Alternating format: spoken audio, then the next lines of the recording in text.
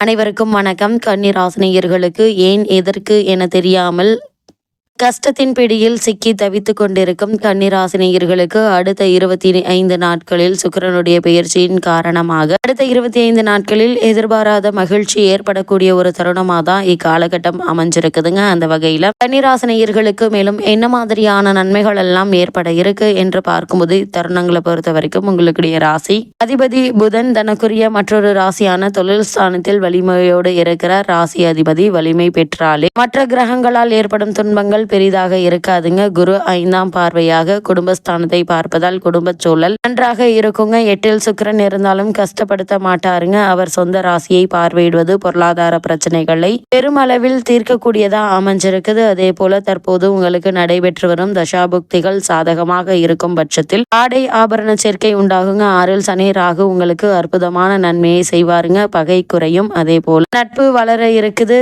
விவசாயத்துறையில் உள்ளவர்களுக்கு வயல் பணிகள்ல நல்ல ஒரு முன்னேற்றத்தை எதிர்பார்க்கலாங்க. விளைச்சல் நல்லபடியாக இருப்பதால உங்களுடைய விளை பொருட்களுக்கு நல்ல ஒரு விலையும் கிடைக்க இருக்கு. இதனால் லாபம் அதிகரிக்க இருக்குதுங்க. பழைய கடன்களை அடைத்து நிம்மதி பெற வழிபிறக்கக்கூடிய ஒரு தருணமா தான் இந்த சுக்கிர பயிற்சி அமைஞ்சிருக்குதுங்க. உங்களுடைய ராசிக்கு விரயஸ்தானத்தில் கேது செவ்வாய், தொழில் ஸ்தானத்தில் குரு என்பதால் புதிய தொழில்களை இப்போது செய்ய வேண்டாங்க. முதலீடு சம்பந்தமான விஷயங்கள்ல கவனமாக இருங்க. அப்படியே முதலீடு சம்பந்தமான விஷயங்களை மேற்கொள்ள வேண்டும் என்ற நிலை இருந்தாலும் கூட முன் அனுபவம் உள்ளவர்களிடம் ஆலோசனை பெற்று அதற்கு பிறகு அதற்கான முயற்சிகளை மேற்கொள்வது மிக மிக நல்லது என்பதை கிரகங்களுடைய சஞ்சார நிலைகள் தெளிவாகவும் உறுதியாகவும் எடுத்துக்காட்டுது. உங்களுடைய ராசிக்கு 10ஆம் இடத்தில் குரு இருப்பதால் மிகவும் எச்சரிக்கையோடு தொழில் வணிகத்தில் செயல்படுவது நல்லது என்பதை கிரகங்களுடைய சஞ்சார நிலைகள் மீண்டும் மீண்டும் உங்களுக்கு அறிவுறுத்துது. கன்னிராசினியர்களை பொறுத்த வரைக்கும் இத்தருணங்கள்ல கிரக நிலைகளின் ரீதியாக கூறப்படும் பரிகாரம் என்ன என்று பார்க்கும்போது சதுர்த்தி விரதம் மேற்கொள்ளுங்க. விநாயகரை வழிபடுங்க. எண்ணற்ற நன்மைகள் உங்களுடைய வாழ்வில் ஏற்படும் என்பதை கிரகங்களுடைய சஞ்சார நிலைகள் தெளிவாகவும் உறுதியாகவும் எடுத்துக்காட்டுது.